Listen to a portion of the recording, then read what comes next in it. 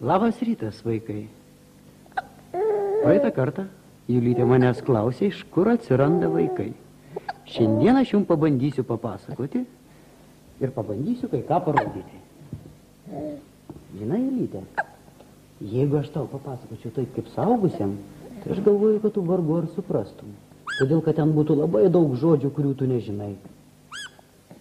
Aš radau labai gerą knygutę, kurią parašė Iržinas Tarmeniova. Aš žmogus, tu žmogus. Matai, kokia knygutė? Pažiūrėk ir tu jautė. Va, o joje yra labai gražiai parašyta, iš kur atsiranda vaikai.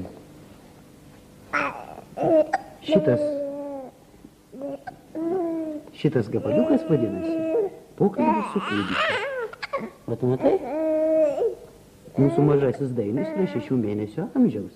Ir jis dar visiškai nemoka šnekėti, tik tais verkia arba valgo, arba kartu žaidžia su žaislais. Tačiau jeigu mes įsivaizduotume ir paklaustume, iš kur jis atsirado, manau, kad jis papasakotų maždaug taip. Tai iš kur tu atsiradai? Na, atėjau. Tu negalėjai ateiti, nes nemoki vaikščioti. Taip, tu teisus, mane atnešė. Iš kur? Iš tokio didelio namo, kur mūsų kūdikių buvo labai daug. Ir tame name lig šiol gyvenai? Ne, tame name aš tik atėjau į pasaulį. Ir iš kurgi tu atėjai? Jis atsakytų, iš mamytės pilvuko. Ten aš išbuvau 9 mėnesius. Pažiūrėkit, va kaip atrodo mažylės mamytės pilvuke. Pažiūrėk, Julija, matai? Javutė, pažiūrėk, kaip atrodo mažylis pilvuke. Va ir jūs, vaikai, pažiūrėkit, kaip atrodo mažylis pilvuke. Mato toksai? Ir ar tu ten buvai vienas, kągi tu ten veikėjai? Papasakosi? O jis pasakytų turbūt tai. Buvau ten vienas ir nieko neveikiau, tik gulėjau tokiame tvirtam raumens maišelyje. Aš augau, didėjo ir maišelis. Tiesa, ten buvo visiškai tamsu, bet šilta, daug šilčiau negu čia. Tai tau turbūt labai nusibodo ten, šitiek laiko nieko neveikti. Teisybę pasakius, tai aš atsimenu tik paskutinį mėnesį. Lik tol buvau labai mažas, bet kai truputį paaugau, kartais stuksėdavau kumščiais ir spardydavausi kojomis. Atsiminėjau, kai mūsų broliukas spardydavosi kojomis. Ir purtėdavo, pameni? Tu dar delniuką uždėdavai ir jausdavai, taip? Ir mamytė su manim pasikalbėdavo. Tai man sakė, kad jau turi vieną dukrytę ir dabar turės dar broliuką. Tai va, mergytės. Kūdikis iš tikrųjų auga mamytės pilvelyje. Tvirtam raumens maišelyje. Ir šitas maišelis yra vadinamas gimda. Ir maitinamas jis yra pro žarnelę, taip vadinama virkštelė. Bet nemanykit, kad ten šitą žarnelę teka sriuba, ar pienas, ar košė. Ne, šitą žarnelį yra kraujagyslės. Pro tas kraujagyslės teka kraujas. Ir jame yra visko, ko reikia mažajam. O kai kūdikis gimsta, gydytojas perkerpa virkštelę ir atskiria kūdikį nuo mamytės. Bet be mamytės dar kūdikis ilgai negalės apsieiti. Pirmaisiais mėnesiais mamytė jį maitina krūtimi, duoda jam pienuko, o pienukas jai gaminasi pieno liaukose, o jos yra krūtyse.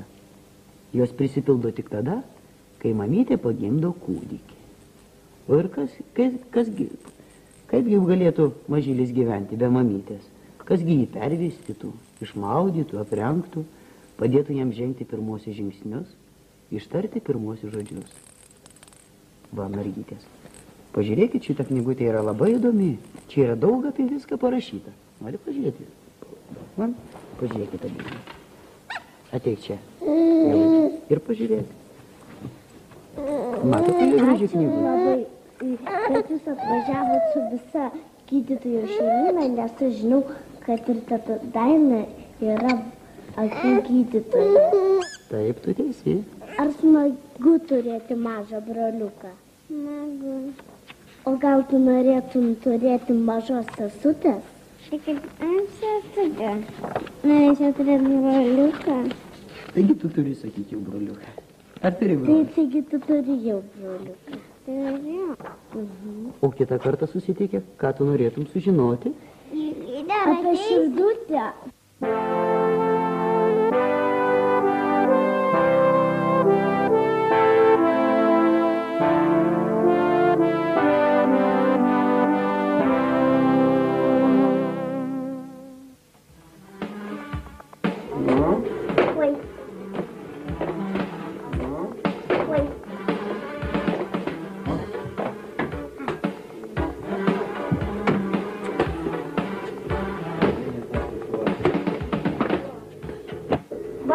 Urbanas kaip ir aš lanko vaikų darželį, tik tai truputėlį vyresnio grupę, nes tam 6 metai. Mariu, ar tu eini į Žalgirio mokyklą? Į sporto mokyklą? Ne, neinu. Ar norėtum eiti? Labai norėčiau. Dabar pasiėmė, va, Mariukai, pasiėmė taip, per kojas pakaišiai, va. Pakaišiok, va, pakaišiok gerai, su viena, su kita, va. Pasilenkęs kojas su. Daryk taip, kaip reikia. Su viena, su antra, su antra. Prisilenkęs truputį. Kokioj tu norėtum komandai žaisti? Ar Statybui, ar Žalgirį? Kauno Žalgirį.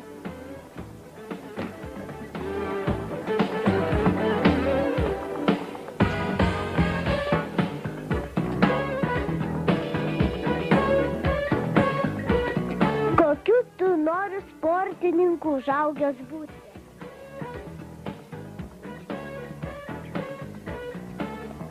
Kurtinaitis. O kodėl? Todėl, kad jis geriausiai mėto.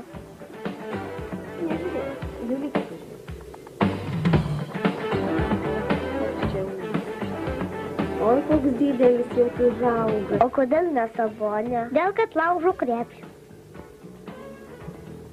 Ar tu mėgsti dainuoti, ar tau labiausiai patinka krepšinį žais? Labiausiai patinka krepšinį žais. O kodėl? Todėl, kad aš noriu.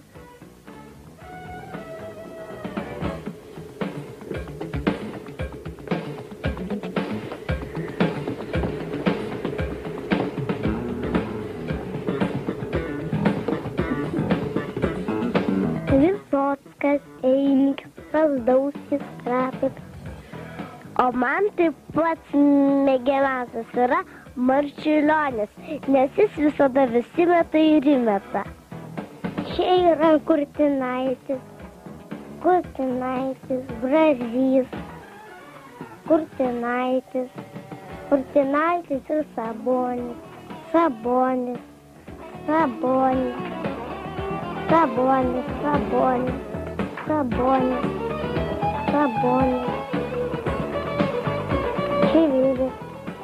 Čivilis, Brazys, Krapikas. Ačiū.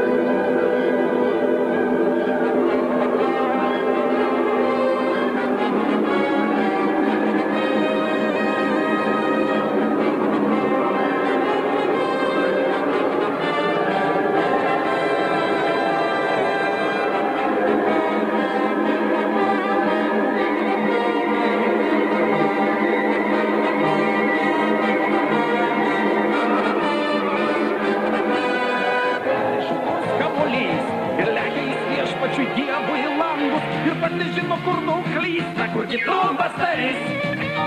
Žydrais dangaus kaltais, kur klajoji tarp žvaigždynų, tarp raganų ir angelų. Ar tu girdėjai ar ne, kažkokia tau minia, Žalgiris, krypti žemę ragina.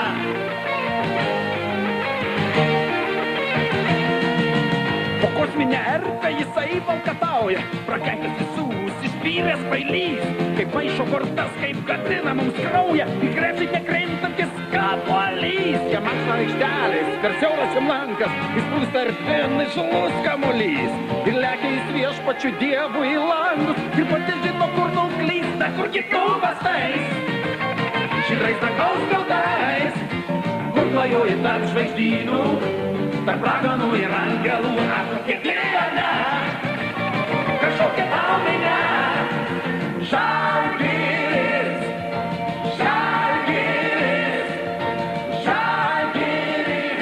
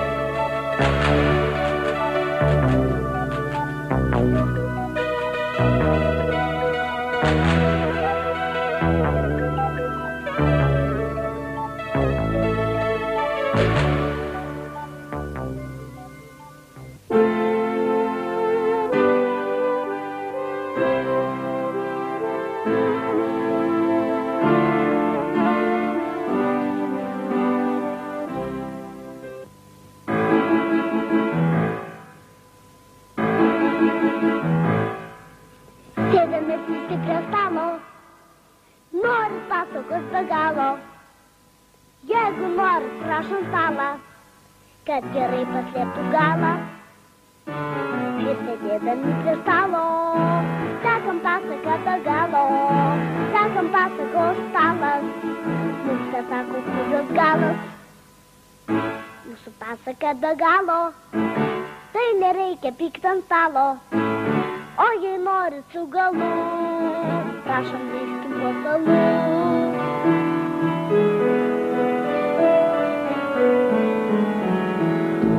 Pasaka be galo, tai nereikia pykt ant stalo.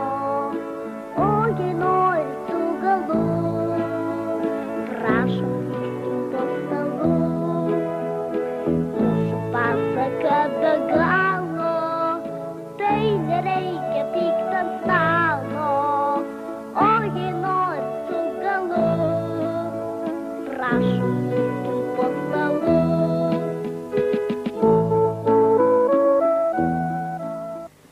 Džanis Rodaris pasakos telefonu.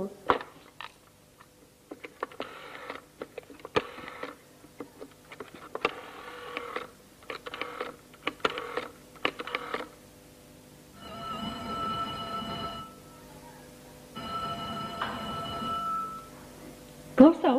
Labas rytas, teta ponė Regina. Labas rytas, Ilyte, labas rytas. Ar jūs pasilgote manęs? Labai, labai pasilgau. O ar mano pasaką pasilgote? Irgi labai pasilgau. Taigi šiandien senelis painelis. Tai paskaitysi dabar, taip? Taip. Gerai, aš įsitaisau patogiai, kaip kad tu sakai visuomet, ir klausau. Gyveno kartą viena mergaitė vardu Geltonkepuraitė. Ne, Raudonkepuraitė. Ak taip, Raudonkepuraitė. Kartą mama pasišaukė ją ir sako, Žalia kepuraitė. Nagi ne, Raudonkepuraitė. Tavo teisybė, Raudonkepuraitė. Būk gera, nueik pas tetą ir nunešk jai šitos bulvių lupanas. Ne, nueik pas senelę ir nunešk jai pyragaitę. Na gerai, mergaitė įžengė į mišką, o priešais ją žirafa. Jokia žirafa, juk tengi buvo vilkas. Žinia vilkas, taigi vilkas ir sako, kiek bus 6 kartų 8? Ne, vilkas paklausė, Raudonkepuraitė, kur tu eini? O Žalia kepuraitė, o Juoda kepuraitė atsako, aš einu į turgų pirkti tavanų padažų. Ne, aš einu aplankyti savo sergančio senelės, bet štai paklydau ir nerandu kelio. O vilkas ir sako, sėsk į 75 tramvajų, važiuok iki Duomo aikštės, kai išlipsi, pasuk dešinėn ir pateksi tiesutėliai prie laiptų iš 3 pakopėlių. Ant laiptų ant žemės guli soldis. Laiptų neliesk, o soldį pakelk ir nusipirk kramtomosios gumos. Seneli, tugi visai nemoki sekti pasakų, tu viską supainiai, tu tikras painelis, o kramtomos gumos tu man vis dėlto nupirk, sutinku, štai tau soldis, berniukas nubėgo, o senelis vėl įsikniaubė laikraštį. Ar graži pasaka? Labai graži, labai įdomi, linksma, smagi pasakėlė. Na? Viso gero. Viso gero.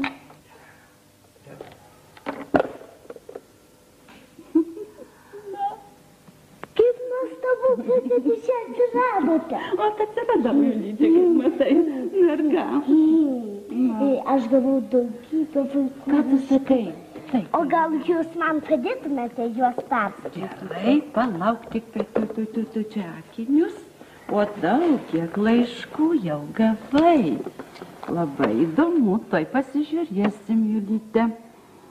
Na štai, Eugenija Karbauskaitė mums rašo iš Raseinių rajono, kad jai labai patiko tavo Tomo blynelių receptas. Tikriausiai jinai jos ir įsikepė jau, gal ir kiti vaikučiai, bet iš tada rašo obuolinio pyrago receptą.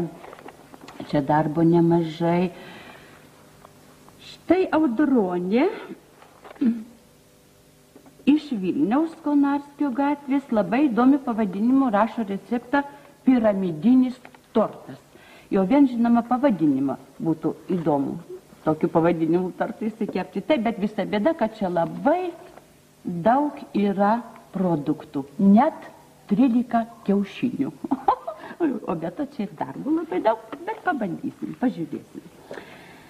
Dabar dar štai kas.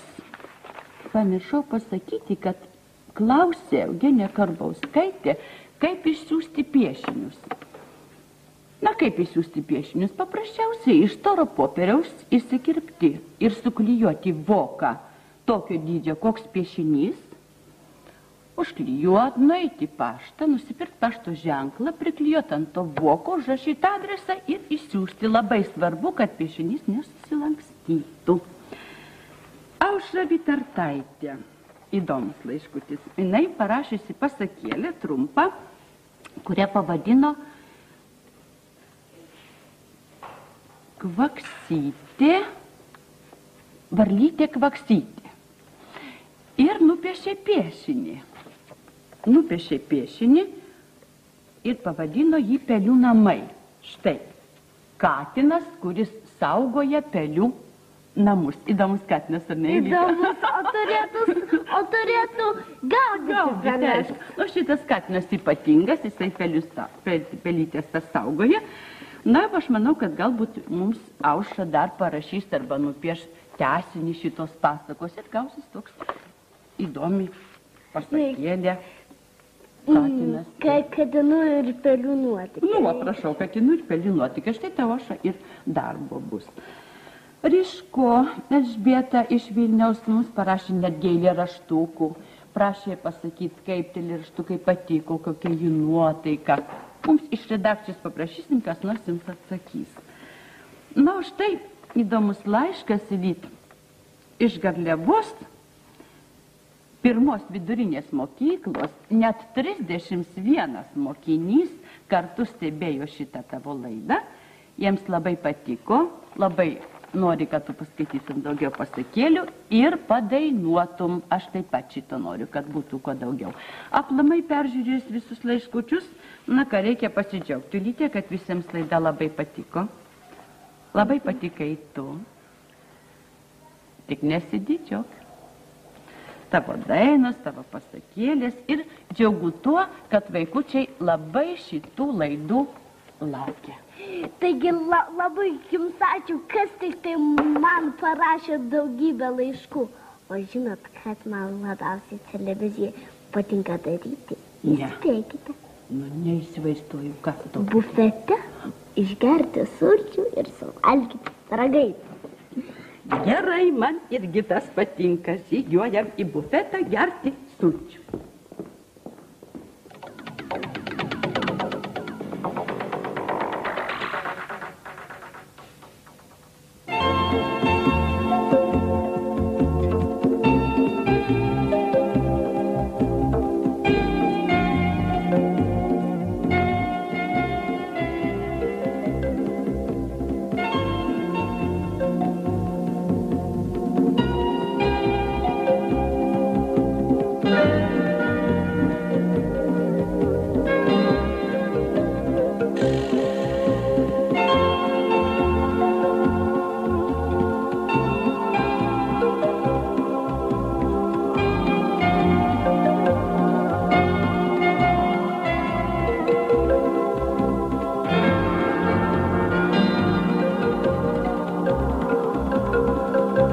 Ne sapnas, ne pasaka ir ne fantazija. Šiuos žaislus gamina Lietuvos gamybinis susivienijimas Neringa.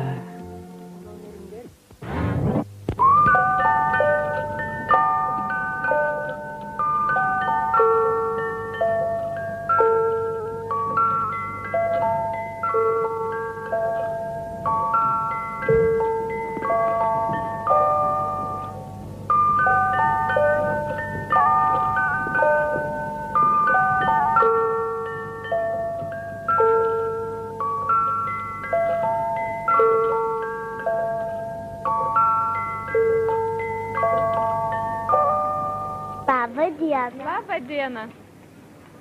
Mano vardas Julija. Ar aš galėčiau jūsų paklausti? A ko tu nori paklausti? Ar jūs turite vaikų? Vaikų ne. O jeigu turėtumėt, tai iš kur jūs jiems pirktumėt žaislus? Iš savo parduotuvių.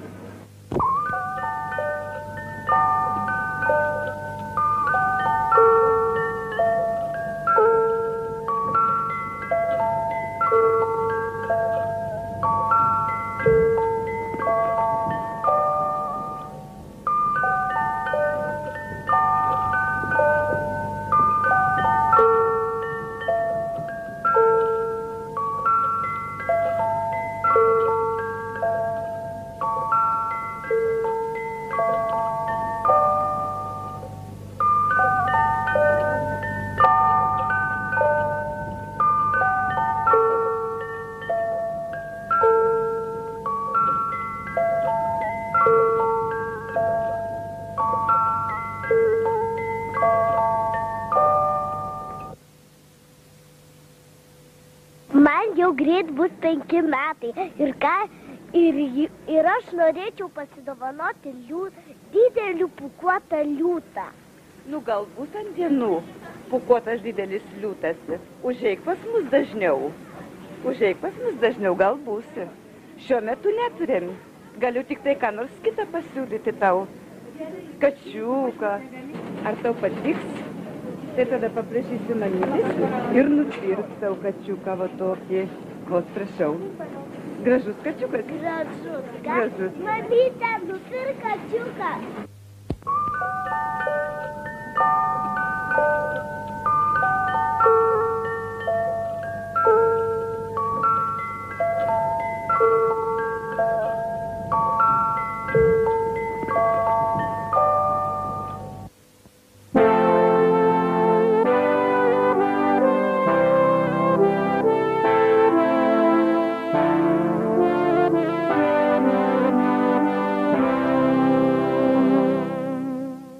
Tokį kaimelį Timbuktu. Ne. Nežinai? Tai tame kaimelėje, va, jisai, gyveno va šita moteris, jos vardas yra Sara Barabu. O tėvelis apie ją sukūrė dainelę. Mažam kaimelį Timbuktu gyveno Sara Barabu, Sara Barabu, ir turi ji karvutę mū, ir mažą liesą Marabu, dar turi Sara Barabu, ir turi ji karvutę mū, ir mažas liesas Marabu. Iš Timbuktu, iš namo Saros Barabu, kartojo vis tik mū, ir kartą Sara Barabu pasakė mū ir Marabu, būk Marabu, karvutę mū, o tu karvutę Marabu, tai bent Sara Barabu, tai bent Sara Barabu, tai bent Sara Bu, tai bent Sara Barabu, tai bent Sara Barabu, tai bent Sara Bu.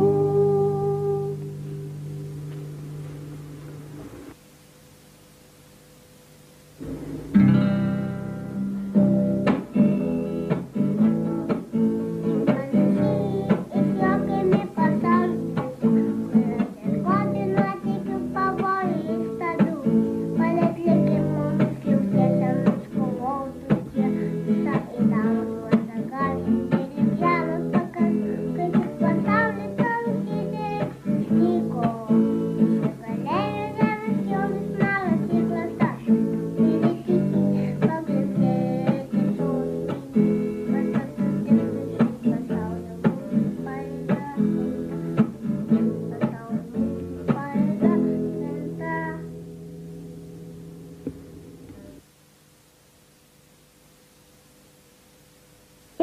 metų eini? 3. Kuo tu nori būti užaugęs? Kaip mamytė.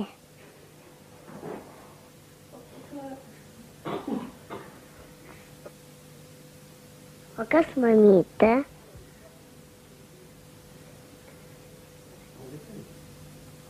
Muzikantė. Įvežti. Tu man sakyk, kad tu nori Honkichotu būti. Taip. O ką tai reiškia? Tai pasaulis. O kuo tu nori būti užaugęs? Kaip ir tėvelis aktorium. Tegul išsipildo tavo svajonė.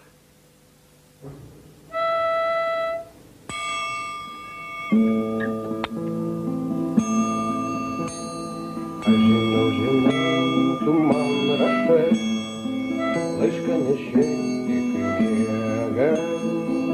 Lietus užklumpa, permerkia kiaurai, pasimeta laiškai. Ir raidės, sakiniai, žydrai nubėga. Ir raidės, sakiniai,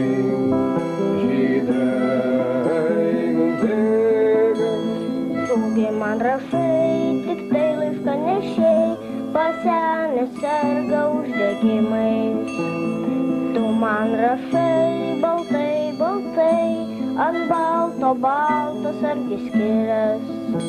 Ant balto, baltas argi skirias. Ant balto, baltas argi skirias. Eini. Pūsk. Pūsk. Dėdė Gediminai, ką tau labiausiai patinka vaidinti, ar vaikam, ar suaugus? Nu, ką žinai, Julytė, aš net nežinau, ką man smagiau, nes šiuo metu aš nevaidinu vaikam. Aš vaidinu kol kas tik tai suaugusim. Bet vaikam, man atrodo, visada yra smagu vaidinti. Su vaikais smagu žaisti. Man patinka žaisti. Man patinka vaikam dainas rašyti, su jais dainuoti. Ir išvis žaisti su vaikais.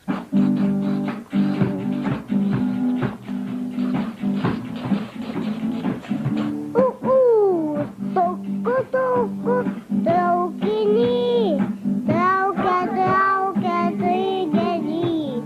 O tenai traukiny, tarakonai, solis, trinsi traukinių vagonai, tupi, tupi, tarakonai. Bet traukinys, stovi, stovi traukinys, taip liko traukinys, tarakonai 8. Taip liko traukinys, tarakonai 8.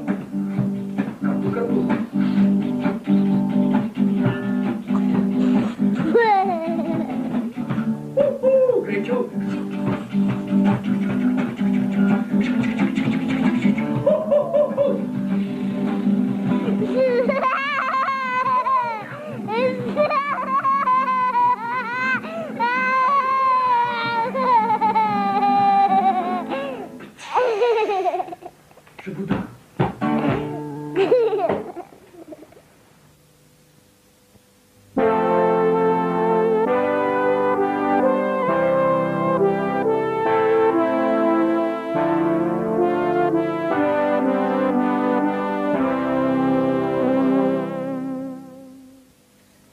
Vaikai, mūsų laida jau baigėsi, iki kito susitikimo su Saulės Zuikučiu.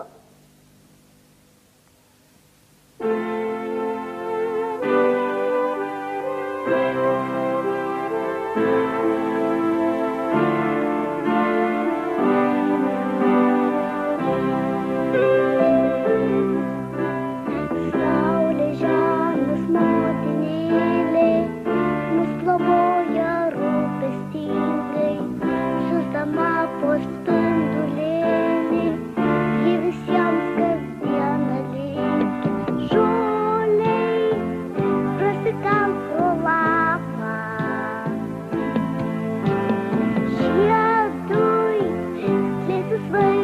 kvapą. Medžiui kelt žalias šakas, paukščiui kalbinti lankas. Dirvai supjovus ant rankų, upei atspindėti dangų. Man kiekvieną dieną augti ir kas rytą saulės laukti. Ir kas rytą saulės laukti.